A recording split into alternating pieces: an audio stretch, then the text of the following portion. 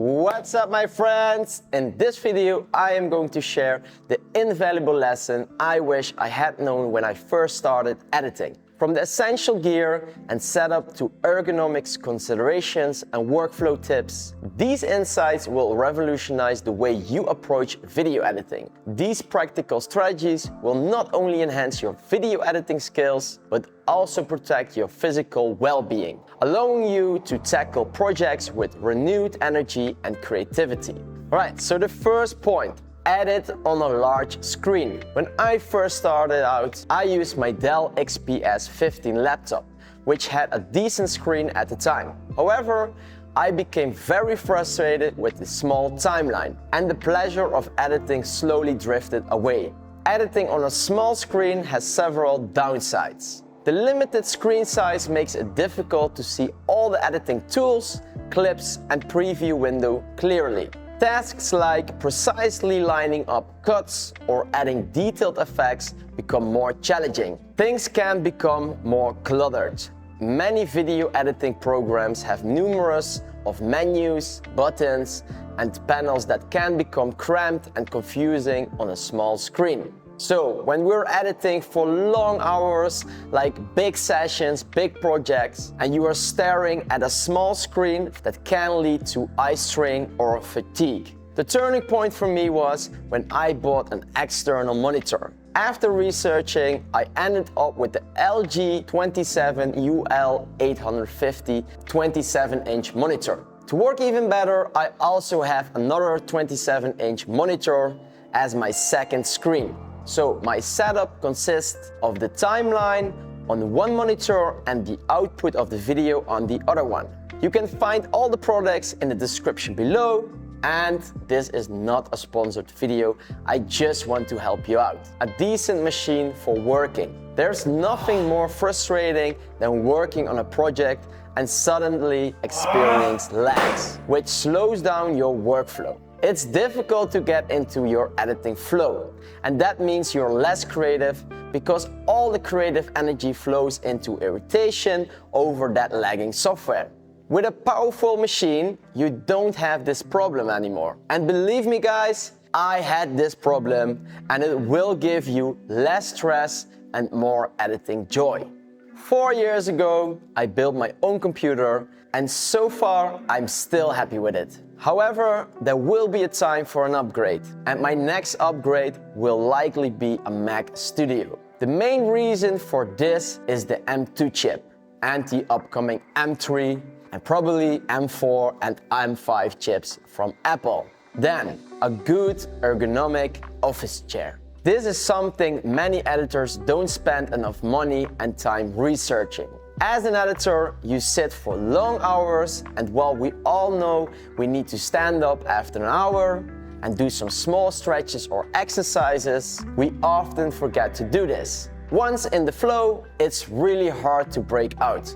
And before you know it, you've been sitting for 3 or 4 hours in a very bad position. Initially, I started by grabbing a regular kitchen chair, but I developed some serious pain in my right shoulder.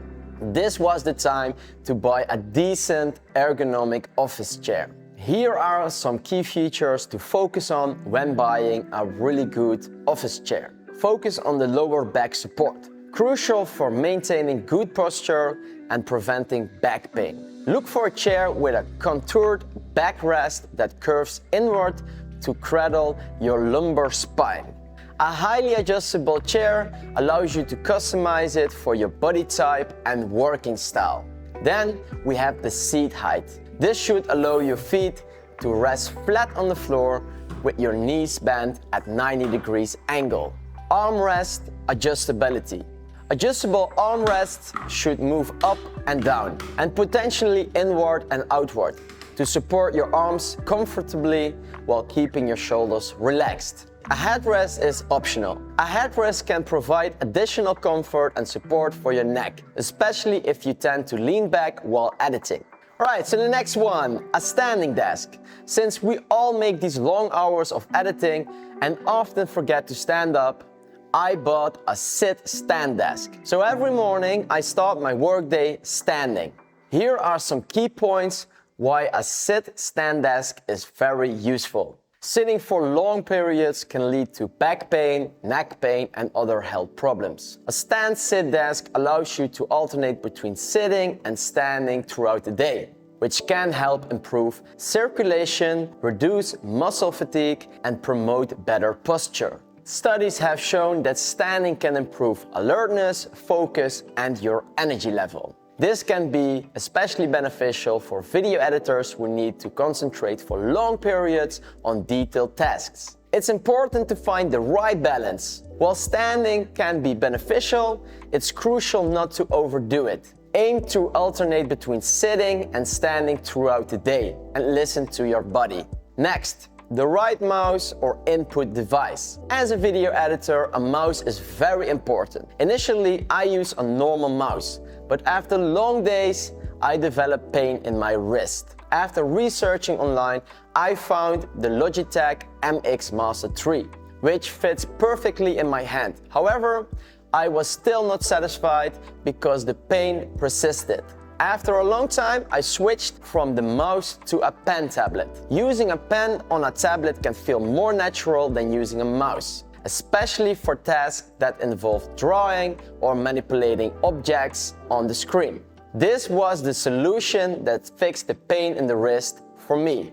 Alright, now the one we all know, keyboard shortcuts. Even better than using a mouse or pen is learning as many keyboard shortcuts as possible. When I first started out, I was very slow because I thought the mouse was quicker than using shortcuts. However, when I printed out a sheet with all the shortcuts and used it all the time next to me while editing, I began to make my edits much faster. Initially, I started with a regular keyboard, but a few years ago, I bought the Loop Deck, a small device with knobs and buttons that you can manipulate, especially useful for video editing. I also created a cool shortcut pack for that Loop Deck. Then we have speakers. First, I used small earbuds, but if you're working on a big project with lots of mixing involved, you want an upgrade. I bought myself a pair of headphones, but after 10 hours of working with the headphones, I've experienced a slight ringing